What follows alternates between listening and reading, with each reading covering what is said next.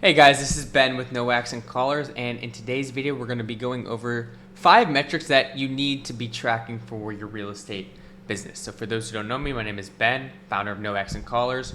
Currently, we run a 400-person call center, primarily located in Egypt, where we work with hundreds of wholesalers nationwide. And this is time and time again what you need to be tracking for your business. So, number one, we have speed to lead. What is speed to the lead defined as?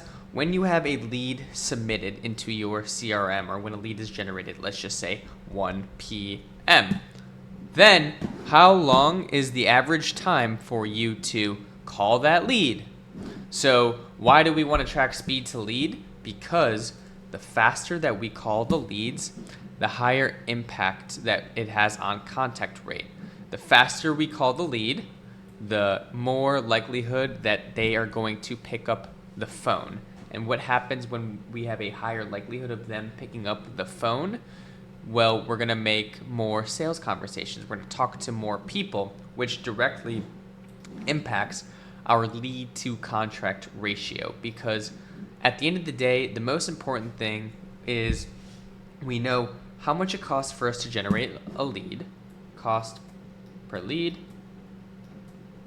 our sales efficiency until we get it, and then our lead per contract, so that we can reverse engineer how many deals we want to do.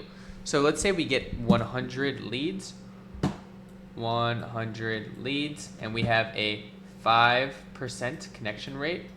We talk to 5 people, and let's say we close 20% of the 5 people that we talk to. That's 1 contract, versus if we had that same 100 leads, but we had a 50% connection rate. God, this is so bad.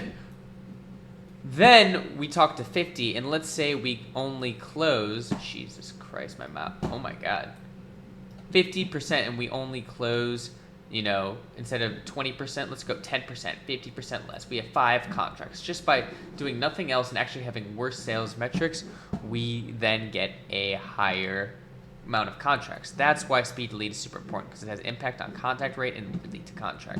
Next is your lead to contract duration. So let's say we have a lead come in on January 1st. What is the average amount of time until that lead gets under contract? And then when we also look on that is from contract to dispo time. And this is all on the impact of cash flow. We all know we need to spend money on marketing. If you've watched any one of my videos, you know we spend money on marketing, because this is a marketing and a sales game.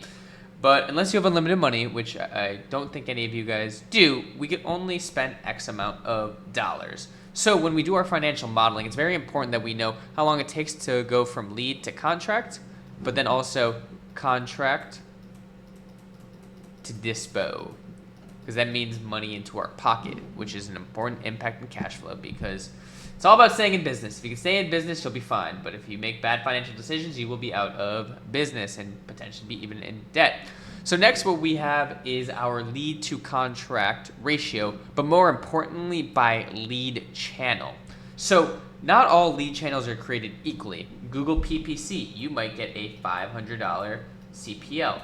But for text blasting, we have $6 CPL. Well, shit, what is better? Most people will say $6 CPL, but what if it takes you 1 in 500 to close a SMS? That gives you a 1% close ratio, but what if it takes you, 33 or 3 leads to close a PPC lead? That is 33%, because that goes into the next thing right here, which is our cost to acquire a contract by lead channel. Because based on these numbers right here, our CAC, essentially for lead channel here, would be $3,000. And then this here would be $1,500, because we close 1 in 3. 500 CPL, and then we close 1 in 100. Oh my God, I did my fucking math wrong. It's 6,000. Jesus. 6,000. Look at that. What would you rather have? Now, a $6 per lead or a $500 lead? I would take the 500 lead, because it's more profitable here, which then goes into our next thing, which is our net profit per deal. And as a good buddy of mine has always said, and I've not done the best job of it myself, revenue is vanity, profit is sanity. What would you rather do? Make 100,000 a month or 1 million per month? Well, what if I told you that 1 million nets you 50,000 in profit? What if I told you this 100,000 lets you 70,000 in profit? Assuming there's no enterprise value because this is a real estate wholesaling business, you take this 10 out of 10 times because here you got to deal with the headache, low margins, bigger business, all of that stuff. But at the end of the day, net profit per deal is incredibly important because we're here to make money, not to just drive top line revenue. And I've made the mistake in the past myself, just going for top line and not paying attention to the bottom line. And you wonder at the end of the month, dude, like I'm making all this fucking money. Where is the profit? It's because you don't understand your net profit per deal. Because let's say you made 5,000 net profit per deal. Well, that's actually going to depend by source because in this chance, let's just say we make $7,500 per deal. 7,500 minus 15, and let's just say we pay $1,000 in acquisition guys as well. So that leaves us with 5K prof. Well, here if we have that same 7,500, and then we have 6,000 plus 1,000.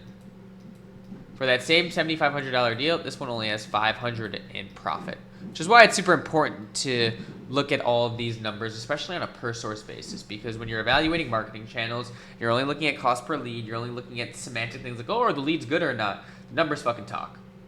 Everything will be a trade-off between the quality of lead, the cost per lead, the quantity of lead, and the sales cycle. And what we need to do is have multiple different lead channels in place so that we can hit all parts of the funnel. Bottom of the funnel, middle of the funnel, and top of the funnel.